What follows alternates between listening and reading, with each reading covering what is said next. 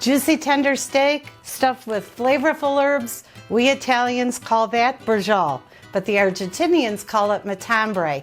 And my husband flipped out when he tried it for the first time, and I think you will too. Here's how I make it.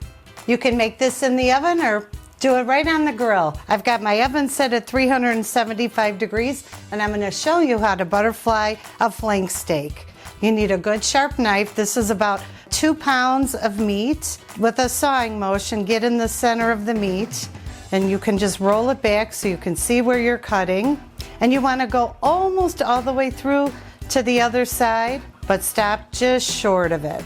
There we go. It should open up and lay flat just like an open book. Okay, place the plastic wrap over the top, and we want to pound this to even it out. Make sure to use the smooth side of your pounder. If you use the tenderizer side, that'll certainly tear the meat.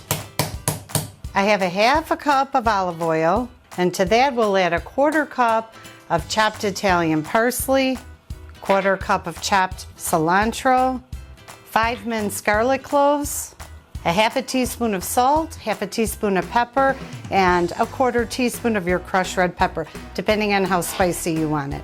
Give that a good stir so it's good and combined. I have a ½ of a green and a ½ of a red pepper sauteing in about a tablespoon of olive oil, and I've cut the peppers in thin strips. And you just want to saute them until they're softened. They look perfect. I'll transfer them to a paper towel lined pan just to absorb the excess liquid. Let's layer all of this deliciousness together. Let's start with our herb mixture. Just evenly spoon it on over the meat. I have 3 hard-boiled eggs. I've removed the shells and I've quartered them. We're gonna make 3 rows of eggs.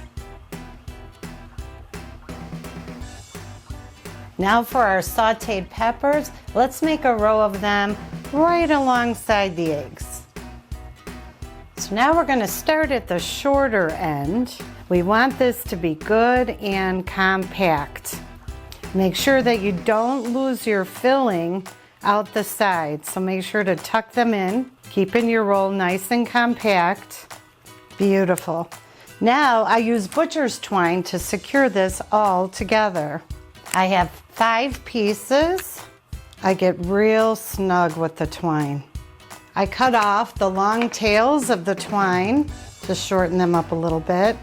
So now it's time to put it in the oven. I've placed my flank steak seam side down, and it's going to go in the oven. It'll bake for about 35 to 45 minutes. You want to make sure to use a thermometer, and once it reads about 125 to 135 degrees, it's done. Take it out and let it rest for 15 minutes. I like to cut the matambre in thick slices, and I serve it with my chimichurri sauce. You can find that recipe on my website.